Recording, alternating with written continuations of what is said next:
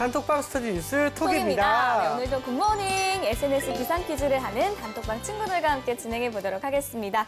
함께해 주실 뇌생남 이시안 쌤 그리고 조도건 학생과 함께하겠습니다. 어서 오세요. 네, 반갑습니다. 안녕하세요. 안녕하세요. 네. 네, 오늘도 세 문제 이상 틀렸을 경우에 진행할 벌칙 공개해 볼까요? 네, 제가 세 문제 이상 맞추지 못하면 이번에도 네. 제가 깜지를 한번 해보도록 하겠습니다. 오, 저번에 깜짝 잘했나요? 저번에는 네. 네 문제를 맞춰서 안 했군요. 했습니다. 문제가 됐어요. 그럼 이번에는 오늘이야말로. 진짜 꼭 해보기 바랍니다. 네. 알겠습니다. 네, 학생들의 그 셀프 벌칙 영상은 저희 방송 마지막에 보여드리겠습니다. 그럼 다 같이 공부 시작해볼까요? 열려라, 단톡방! 어휴, 몸이 안 좋은가 봐요. 예, 얼른 예. 쾌차하길 바랄게요. 그렇죠. 자, 먼저 톡방 퀴즈 규칙부터 말씀드리겠습니다. 문제가 나가니 5초 이내에 대답해 주시면 되고요. 모르겠다 싶으면 MC 찬스 쓰셔도 좋습니다. 이쌤 힌트 많이 주세요. 네, 저 냉정하게 안 주는 걸로 그러면. 알겠습니다. 문제 풀어볼게요. 아, 새로운 생물학적 부분, 장치 시스템을 디자인하고 구축하기 위해 또는 기존에 존재하는 자연 상태의 생물학적 시스템을 새로운 생물학적 시스템이나 인공 생명체를 만드는 등 특정 목적으로 재설계하기 위해 사용하는 기술입니다. 이것은 무엇일까요? 네. 뭐게? 어, 아는 뭔지 눈치인데요? 되게 확신에 찬 맞는지 한번. 9글자 아니면 5글자. 그럼 둘 중에 네. 혹시 긴 건 뭐였어요? 긴 거는 네. 크리스퍼 유전자 가위. 아, 그냥 유전자 가위인가? 5초 카드 주세요. 아, 틀렸나? 네, 정답. 정답. 유전자 가위. 유전자 가위. 가위. 네. 아니죠. 정답은 합성 생물학이었습니다. 네. 아쉬워할 필요도 없어요. 너무 다르니까. 그렇죠.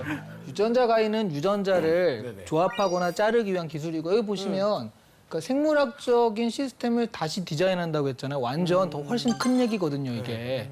유전자 가위는 그중에 하나의 기술인 거죠. 그 안으로 들어가면. 네, 그래서 이제 더 큰 얘기고 합성 생물학이라는 건 말하자면 공학, 시스템적인 것과 그다음에 생물학을 합쳐가지고요. 말하자면 생물학적인 거라는 건 사실 그냥 타고나야 되는 건데 네. 이걸 시스템을 설계한다거나 뭐 창조하는 거죠, 생물학을. 네. 또는 아니면 기존에 있던 생물학을 다시 리모델링 한다거나 해가지고 좀 어떻게 생각하면 기계처럼 생물을 좀 다룰 수 있는 그런 네네네. 기술들이거든요. 그쵸. 그런 학문들이 이제 점점 발전하고 있다는 그런 개념에서 합성 생물학 말을 씁니다. 네, 네. 알겠습니다. 두 번째 문제 풀어볼게요.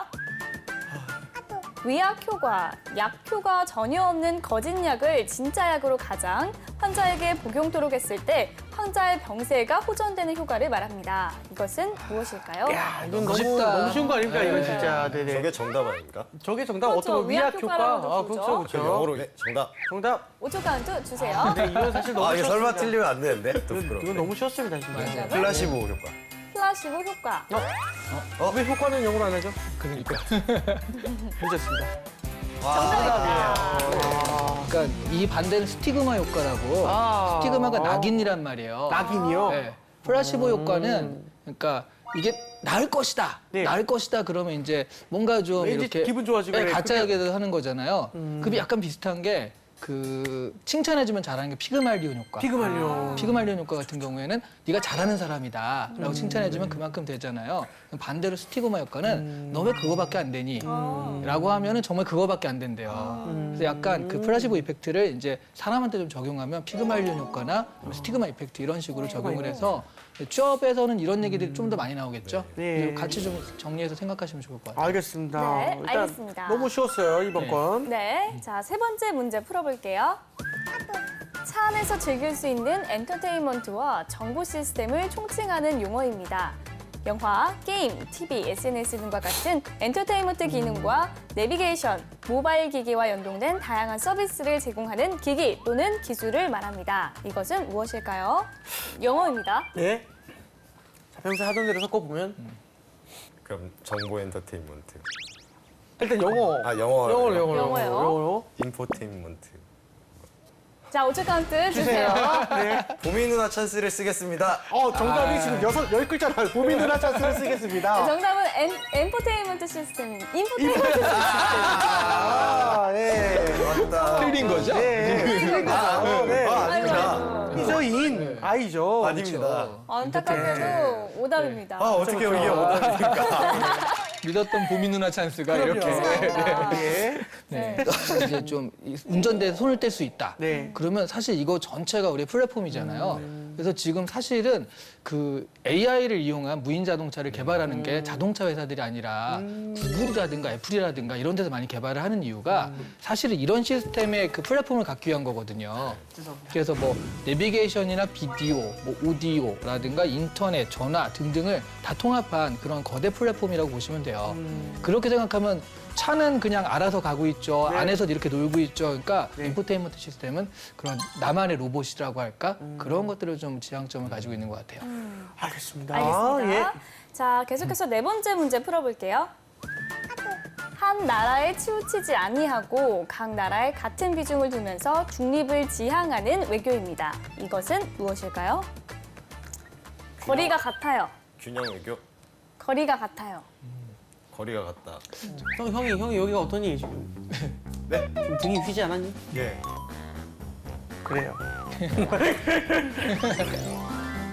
5초 카운트 주세요. 등 위 외교? 등위 외교. 정답은 등거리 진짜. 외교였습니다. 그렇게 보미 씨도 같은 거리라고 하고. 그렇죠. 네, 형 거북목까지 보여주고 지금 내가. 그래서 어쨌든 벌칙은 확정이 되었고요. 그쵸. 네, 그래서 마지막 문제까지 풀어보기 전에 설명을 좀 드려야겠죠. 아, 근데 등거리 외교는 그냥 정말 같은 거리를 이렇게 하는 외교로서 네. 사실 저 얘기가 왜 나왔냐면 우리나라가 지금 사드 문제 때문에 네. 사실 중국이냐 미국이냐를 좀 선택해야 되는 것 같은 그런 입장에 좀 놓여 있거든요. 네. 그러니까 이제 그러면 안 되고 그것들을 같은 거리 안에서 서로 견제하면서 외교를 해야 된다 이런 얘기 때문에 나온 거라서 사실은 뭐 중립 외교라고도 말할 수 있는데 그런 부분들을 꼭 중립이라보단 같은 어떤 거리감을 두고서 한다는 측면에서는 조금 좀 다르게 생각할 수 있을 것 같아요. 네, 알겠습니다. 알겠습니다. 자. 자, 그러면 마지막 문제 풀어볼게요. 자, 공직자가 자신의 임기 중에 일을 무리하게 추진하지 않고 무사 안일하게 시간이 흐르기만 기다리는 현상입니다. Not in my terms of office의 약어로서 직역하면 나의 공직 재임 기간 중에는 안 된다는 뜻인데요. 이것은 무엇일까요? 예. 근데 저런 건 대부분 앞에만 떼서 하지 않나요? 어떻게요? 예를 들면 네. 님비 현상 같은 그쵸, 경우도 그쵸. Not in my bag이 яд으면 저 앞에 하나씩만 떼면 네. 될 것 같은데요. 5초 카운트 주세요. 님투라고 있나? 님비는 한 개를 뗄까 두 개를 뗄까? 정답은 님투. 닌투.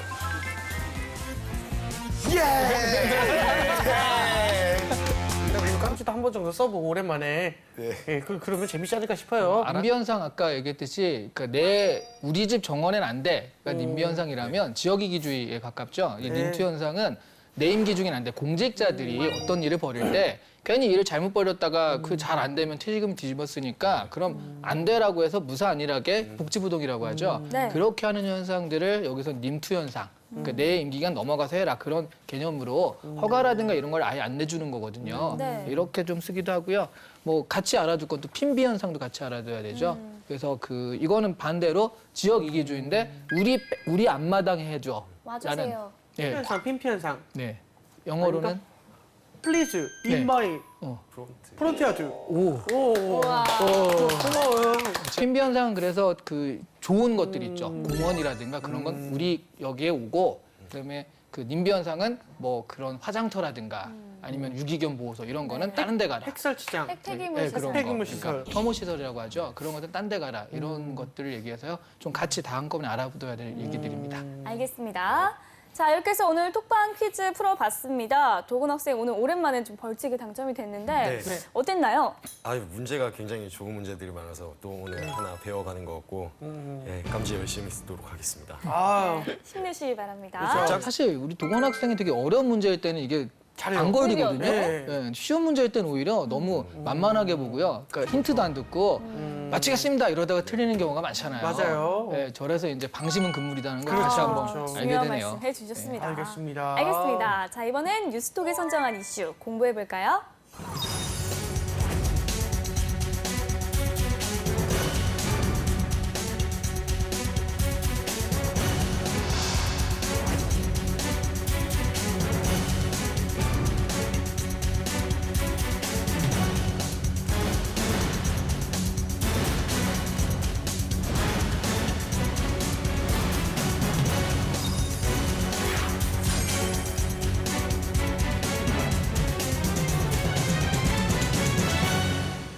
앞서 퀴즈를 통해서 기존의 생물학과는 다른 유전자 합성 등을 연구하는 학문에 대해서 알아봤는데요.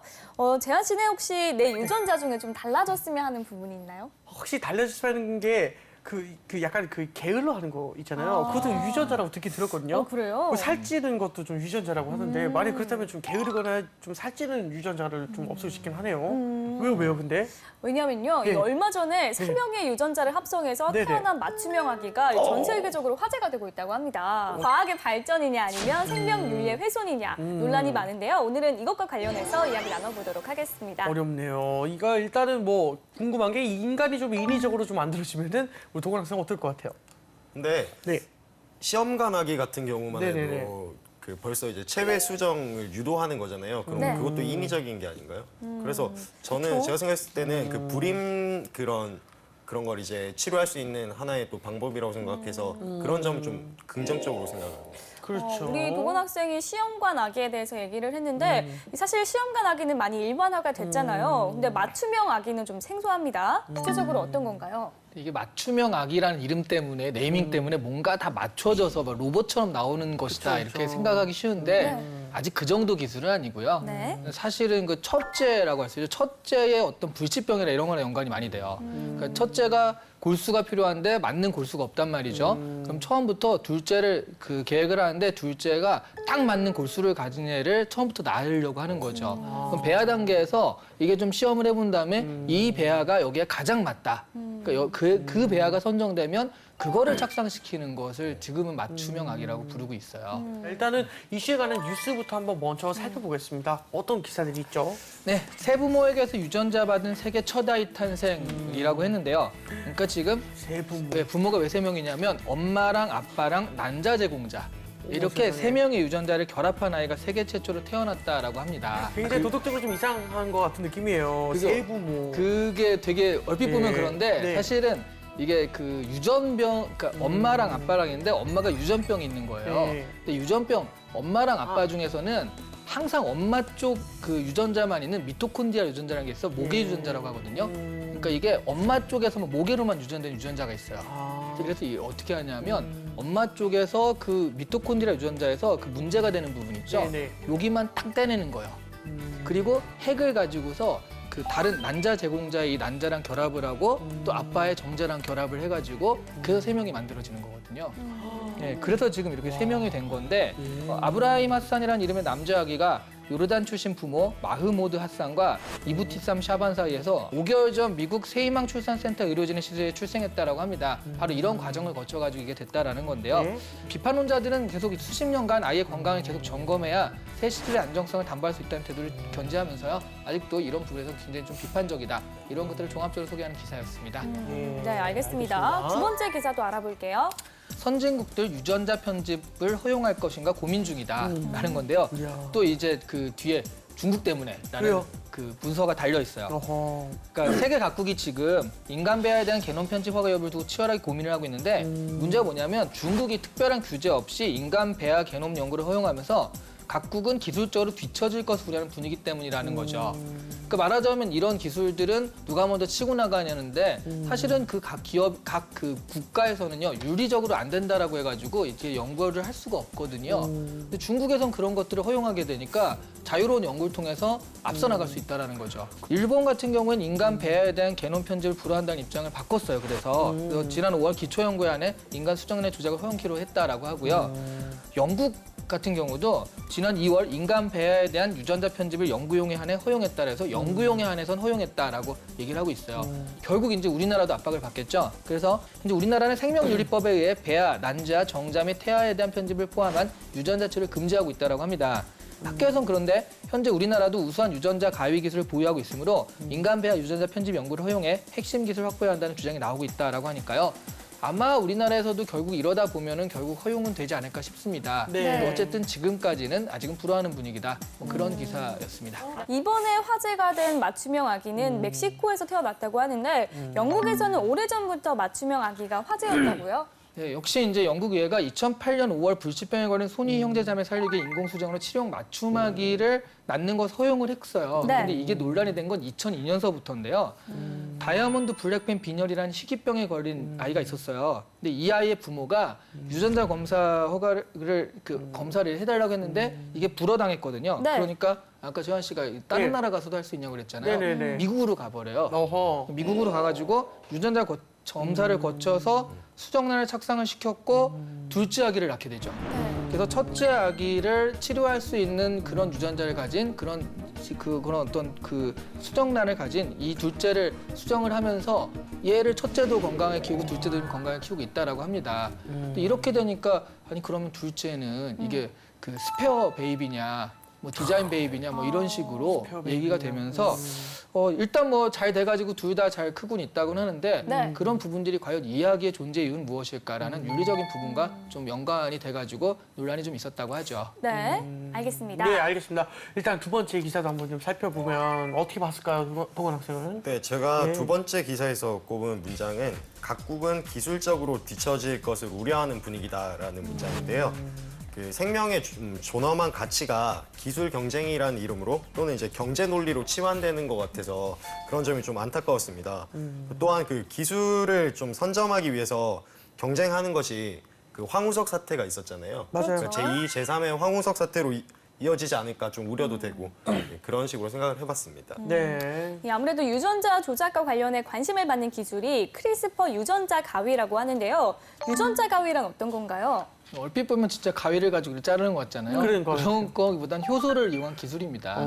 그래서 동식물 유전자에 결합해서 특정 DNA를 잘라냈다가 대체하는 기술이거든요. 그러니까 말하자면 어떤 유전자가 있는데 좀 병을 가졌다거나 손상된 유전자를 잘라내서 정상적인 유전자를 대체하는 그래가지고 하나의 그 술이라고 할 수 있죠. 네. 이렇게 만드는 것을 그 짜깁기 기술인데 크리스퍼 유전자 가위라고 하고요. 이런 부분은 거의 노벨상감이라고 칭해주고 있다라는 거죠. 네. 일단 뭐 캐나다에서 최근 유전자와 관련해서 저는 사실 이걸 어떻게 읽는지 모르겠는데 S201이에요? 그러겠죠, 뭐. 그렇죠. 캐나다에서는 201이라보단 201, 201, 201? 뭐 그러겠죠. 네. 네네. 아무튼 S라는 법안이 논란이라고 하는데 어떤 건가요? S.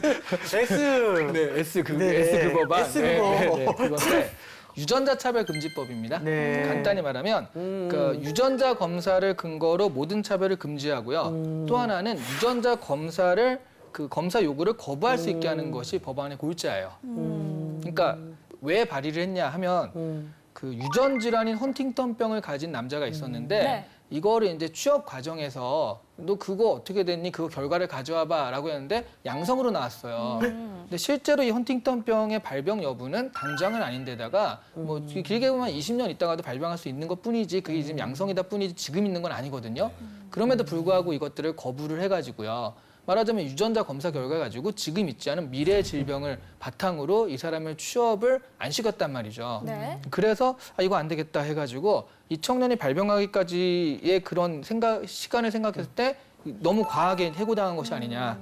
그래가지고 이제 이런 부분들이 논의가 됐다라고 합니다. 네. 그렇죠. 일단 우리가 의식하지 못한 사이에 인간 자체가 변할 수도 있다라는 생각이 좀 드네요. 인간이 좀 인간다움을 잃지 않는 과학의 발전에 좀 사실 노력이 좀 필요한 것 같은데 어떤 노력이 좀 필요를 할지 궁금하네요. 이제 저한테는 과학의 발전과 인간다움에 대한 것까지 물어보시는데. 그럼요. 천재니까. 맨사 회원 아닙니까? 네, 있습니다. 예. 그 제가 생각하는 아주 좋은 방법은 은하철도 999예요. 뭐요? 네. 은하철도 혹시 999. 로봇. 네. 은하철도 999가 철이가 그 기차를 타고 여행을 가잖아요. 네네. 그 여행을 가는 게 로봇 기계 몸이 되기 위해서 가는 거거든요. 맞아요. 안드로메다. 네. 네. 근데 같이 여행하는 메텔이 이제 걔를 설득을 하는 거죠. 그러지 말아라. 인간 자체가 좋다라는 걸. 그 사실 은하철도 999는 지금부터도 몇십 년 전 거잖아요. 엄청나요. 그런데도 불구하고 이런 것들을 경고하고 있습니다. 그래서 제가 보기엔 이런 부분들에 대해서 우리가 과학기술은요, 이 발전을 속성으로 하고 있기 때문에 놔두면 계속 그렇게 갈 수밖에 없어요. 이것들을 컨트롤하고 제어할 수 있는 건 문화예요. 문화라든가 이런 걸 통해서 야, 이런 위험이 있지 않나? 끊임없이 경계하고 돌아보고 우리가 다시 한번 이런 부분들에 대해서 생각할 수 있는 여지를 자꾸 주는 거. 그래서 과학은 과학대로 하지만 그걸 그대로 놔두지 않고 문화와 같이 공존하면서 인문학이라고도 하죠. 네. 이런 것들 같이 갔을 때는 그래도 좀 바람직한 방향의 논의가 좀 나오지 않을까 뭐 그런 생각을 합니다. 알겠습니다. 네, 알겠습니다. 자, 이번엔 취준생의 뇌를 섹시하게 만들 시간입니다. 이름하여 이시안의 족보를 열어라! 열어라!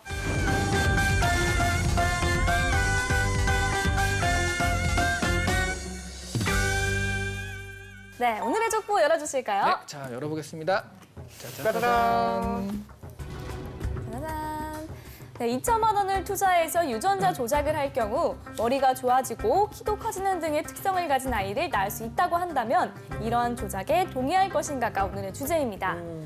자, 오늘도 실전 면접처럼 진행을 해보겠습니다. 도건 학생 시작해주세요. 저 유전병 치료와 같이 의료적인 목적에 국한한 유전자 조작은 동의하지만 유전자 성형은 절대 동의하지 않습니다. 첫 번째로 인간 유전자 조작이 가능하다고 생각하는 것 자체가 인간의 우열을 나눌 수 있다는 우생학적인 사고방식이 바탕이 된다고 생각하는데요. 우생학적 사고방식으로 인해서 제국주의 시대에 흑인 노예 문제 등 비윤리적인 일들이 많이 발생했고 또 아직까지 그런 인종차별 문제 등이 남아 있습니다. 특히 영화 가타카를 보면 그 유전자 조작 없이 태어난 아이는 사회 부적격자로 낙인 찍는데 이처럼 인간이 또 다른 인간에게 행하는 비윤리적인 그런 디스토피아가 오지 않을 것이라는 보장이 없습니다. 두 번째로 모두가 머리가 좋고 키가 큰 사회는 다양성을 부정하는 사회입니다. 인간은 피부, 성별, 나이, 종교 등 그 다양성을 인정하지 않았기 때문에 끊임없이 전쟁을 해왔습니다. 이는 다양성을 존중하는 사회라는 그 현 시대적 패러다임에 역행하는 것입니다. 마지막으로 똑똑하다라는 개념 자체가 바뀔 것입니다. 인공지능의 발달은 현재 그 똑똑한 사람들이 가지고 있는 직업이나 일들을 대체하게 될 것입니다. 오히려 인간을 더 인간답게 하는 그리고 인간만이 할 수 있는 문화, 예술적 그리고 인본주의적 생각이 더 필요한 시점이라고 생각합니다. 유전자 조작을 하면은 이런 인본주의적 생각을 못 하나요? 그러니까 이게 왜 인본주의적 가치가 모순인 거죠? 사람을 네네. 중심으로 놓는데 네. 그 사람의 어떤 능력치나 이런 것들을 네. 최상위로 끌어올리고 싶어요. 네. 그러니까 휴머니즘, 이게 진짜 휴머니즘 아니에요? 그런 휴머니즘은 제가 생각했을 때 그런 최상위로 끌어올리는 것은 뭔가 인공적인 것이 아니라 그런 교육이나 아니면 교육을 통해서 이루어져야 한다고 생각합니다. 그거는 제가 생각하는 그런 그 휴머니즘과는 좀 다른 의미로 받아들여집니다. 그런 인위적이 안 되면 가령 의료행위도 굉장히 인위적인데 원래 수명이 있는데 네네. 의료행위를 통해서 수명을 막 연장시키는 것도 지금 되게 인위적인 거거든요. 네네. 그런 얘기하는 인본주의에 맞으려면 그것도 그러면 안 해야겠네요. 그거랑 조금 다른 개념이라고 어떤 점이 생각하는데요. 달라요? 제가 생각했을 때 그 계속 말씀드리는 거는 그러니까 사람이 그 사람을 어떤 사람으로 성형을 하는 거지 않습니까? 유전자 성형을 통해서 얘네 이렇게 클 것이라는 그것과 이미 지금 세상에 나와서 뭔가 그 사람의 가치를 가지고 배웠고 자라온 사람이 그런 그 가치를 유지하기 위해서 도와주는 의료 시술 행위는 처음부터 그 개가 다르다고 생각합니다. 성형도 안 되는 거네요? 자기가 가지고 있는 그런 어떻게 보면 스스로 생각했을 때 단점이라는 것들을 보완하기 위해서 개인이 스스로 선택한 거지 않습니까? 성형은 대부분 개인이 선택하는 부분인데 이런 유전자 성형 같은 경우는 사실 태어난 사람의 그런 선택권이 없지 않습니까? 그거는 부모의 선택이지.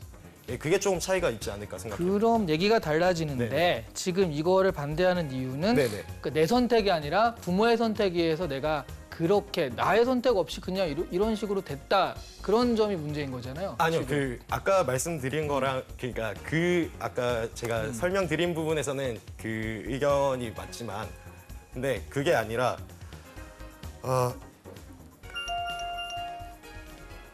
죄송합니다. 말하다 까먹었어요. 늘 그러니까 괜찮아요. 진짜 어디까지 얘기했었지? 그러니까 이게 실제로는 네네. 이러한 조작에 동의할 것인가라고 한다면 네네. 저는 어떻습니다. 뭐 이런 얘기부터 좀 하는 게 좋지 않았나. 네. 너무 지금 뭐 되게 발표하듯이 네. 이렇게 딱 해버리니까 그러니까 자기의 진정성이 좀 사라지고요. 뭔가 남을 가르치려고 막 첫째, 둘째, 셋째 막 이렇게 좀 발표하는 느낌이어서 네네네. 사실은 그 개인적인 생각을 물어보는 거거든요. 네네네. 근데 그런 부분이 좀 약간 아쉬워서 자꾸 물어본 거죠. 여기까지 하도록 할게요. 아, 네, 알겠습니다. 네. 선생님, 이런 유형의 문제는 이제 어떤 기업에서 출제를 좀 하고 또 질문할 의도는 무엇인지 부탁드립니다. 근데 사실 이런 문제는 기업에서 출제한다기보다는 좀 공적인 기관이라든가 아니면 아, 오히려 도덕적인 그 거. 대학교라든가 네. 대학원 입시라든가 이런 데서 더 나올 수 있지 않을까. 특히 대학교 입시나 이런 데서 인성 좀 더 면접. 네. 나올 수 있지 않을까 싶어요. 아니면 의대라든가 의전원 이런 데서 네. 더 가능할 것 같고요. 실제로 이런 부분들에 있어서는 네. 아무래도 뭐 자기 생각도 있겠죠. 그리고 현실적인 것도 있을 것 같아요. 지금 얘기한 거는 너무 다 그냥 이러니까 안 된다라는 스테레오타입의 어떤 반대 의견을 딱 했는데 오히려 좀 더 이렇게 좀 임팩트 있게 하려면 현실적으로 사실 이런 부분도 있습니다라고 그런 부분들을 좀 약간 인정하고 그래서 어떻게 그런 것들을 절충할 것인가도 생각을 하면 좀 다른 답변이 나오지 않았을까 싶기도 하네요. 네. 우라 학생 이쌤 평가 어떻게 네, 들었습니까? 항상 저한테 도움이 되는 그렇죠, 그렇죠. 예, 네. 좋은 이렇게 코칭을 해주셔서 감사드리고 네. 일단 너무 제가 생각해도 모범 답안으로 이야기를 하려고 했던 것 같아요. 그리고 또 약간 뭐 첫째, 둘째 이런 게 발표식으로 좀 들렸던 그렇군요. 것 같아서 이렇게 어떻게 보면 스피치 하는 것도 좀 더 다시 이런 워딩이나 이런 것들을 다듬어야 할 필요가 있을 것 같습니다. 네, 알겠습니다. 자, 이렇게 해서 이쌤의 족보 확인해봤고요. 네. 이번엔 우리 단톡방 친구들과 공유하고 있는 주제 알아볼까요? 한국이 유전자 편집이나 유전자 조작 등을 마음껏 허용해서 세계적인 생명공학 선진국이 된다. 뭐 이렇게 되는 것에 대해서 어떻게 생각하십니까?가 오늘의 문제입니다. 그 유리가 먼저냐, 실익이 먼저냐 이런 사실 이런 문제가 되겠죠. 어떻게 생각하시나요? 어떻습니까? 어떻게 생각하세요? 별 생각 없어요. 어떻게 생각하세요?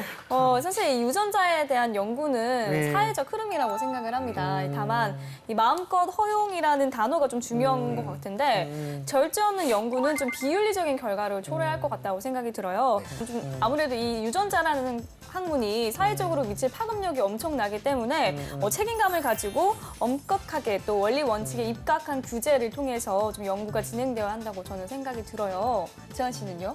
저는요, 이거 듣다 보니까 생각이 난 건데, 진짜로, 이 유전자 조작이나 편집을 하면요, 그러니까 얼마만큼의 만족도가 있느냐가 좀 중요한 것 같아요. 언제나 그 만족하지 못하는 그 상태가 생길 거고, 그거를 뛰어넘으려고 어떻게든 뭐 하다 보면은 분명히 비윤리적인 결과를 좀 낳게 될 건데, 네. 이 유전자 편집, 유전자 조작 과학은 아마 향후 1000년을 더 해도 완벽하게 할 수는 없을 거예요. 그렇다면 반대로 이 생명윤리법에 대해서 굉장한 선진국이 되면은 오히려 다른 나라에 굉장히 영향을 끼칠 수 있지 않을까. 이 나라 저 나라 다 유전자 연구를 하고 있으면은 반대로 좀 생명윤리에 대한 이런저런 제시를 좀 통해서 굉장히 좀 상위 국가가 될 수 있지 않을까. 도덕적으로 요런 좀 포지션을 갖게 되면은 좀 다른 좀 몰라요. 어려워요. 예. 좋은 의견이었어요. 네. 이거 자체평가까지. 제 맘대로요. 예. 네, 우리 톡방 친구들의 의견도 확인해 보겠습니다. 유실 학생, 다소 발전 속도가 늦더라도 위험성을 확인하고 이를 제도적으로 보완하며 나아가야 한다. 다른 국가만큼 실력을 향상시키는 역량이 한국은 탁월하나 독보적인 역량을 뒷받침하는 제도적인 장치를 마련하는 데 미숙하다. 온유 학생, 생명공학의 궁극적 목적은 우리 인간의 가치를 지키고 위하는 것이다. 그 과정에 있어서 주객 전도가 되어서는 안 된다. 생명공학의 발전은 생명에 대한 철학과 생명윤리에 대한 연구와 공존해야 한다. 다혜 학생, 유전자 조작보다 다른 분야의 생명공학의 연구를 몰두해서 노벨 과학상을 수상했으면 하는 바람이 있다. 유전자 연구보다는 주류 학자들이 연구하지 않는 부분에 대한 연구를 몰두해서 주류 분야로 전향시키려는 그러한 노력이 더 낫다고 본다. 태희 학생, 마치 핵무기를 무제한으로 생산해서 세계 초강대국이 되겠다는 발상과 비슷한 생각이다. 물론 과학적 발전은 이룰 수는 있겠지만 뒤따라오는 부작용, 윤리적인 문제들을 고려한다면 해서는 안 된다 등의 의견이 있었습니다. 네. 베스트 댓글 한번 선정해 볼까요? 근데 이게 예스와 노의 질문이 됐어요. 예. 그러니까 이 근거 자체는 뭐 다 비슷하니까 넌 예스냐 노냐라고 했는데 지금 유실 학생 빼고 나머지 온유 학생, 다혜 학생, 태희 학생은 전부 다 반대. 유실 학생만 찬성인데 뭐 무조건 찬성 이런 사람 없으니까 사실 이렇게 두 가지로 갈리는 거거든요. 네. 이런 상황에서 베스트 댓글을 선정하는 건 좀 그 무리인 것 같고요. 무리죠. 네, 이거를 예스나 노, 예스니까 예 아니면 노니까 예 이렇게 하기엔 좀 그런 것 같고요. 네. 그냥 다만 이런 우리가 이제 논의를 통해서 네. 한 번쯤은 생각해보는 계기 정도만 되면 좋지 않을까 싶어서 오늘은 처음으로 게스트 답변 안 뽑도록 안 하겠습니다. 뽑도록 아주 현명하십니다. 네. 네네. 굉장히 생명윤리에 아주 맞는 것 같습니다. 네, 오늘은 유전자 조작을 통한 인간의 탄생을 둘러싼 과학 발전과 또 윤리 논란에 대해서 이야기 나눠봤습니다. 이제 정리를 한번 해볼까요? 네, 일단 정말 이거 딱 보니까 유전자 조작 편집이라는 것이 눈앞에 다가온 현실이다라는 느낌이 확 들거든요. 네. 실제로 이것도 몇 년 안 남았다라는 그런 생각이 들어서 네. 이런 것들을 무조건 안 되는 거야라고 치부하기보다는 됐을 경우 어떻게 될 것인가 여러 가지로 그 방향과 미래의 어떤 비전들을 보면서 약간 그 논의하는 계기가 좀 있었으면 하는 그런 생각이 오늘 하면서 많이 들었습니다. 네. 도건 학생은 오늘 어땠나요? 저는 아까 이시안 선생님께서 말씀하셨던 이런 걸 컨트롤할 수 있는 것 중에 하나가 이제 문화의 힘이라고 하셨는데요. 문화의 힘. 예, 진짜 그런 어떻게 보면 관련 법이나 제도 정비는 당연히 뒤따라야 되는 것이고 그런 문화적인 것으로 이제 좀 컨트롤할 수 있는 그런 것도 같이 고민해 보면 좋지 않을까 생각해봤습니다. 네, 알겠습니다. 자, 오늘 뉴스톡은 여기까지 하고요. 저희는 다음 시간에 다시 톡방 열겠습니다. 감사합니다.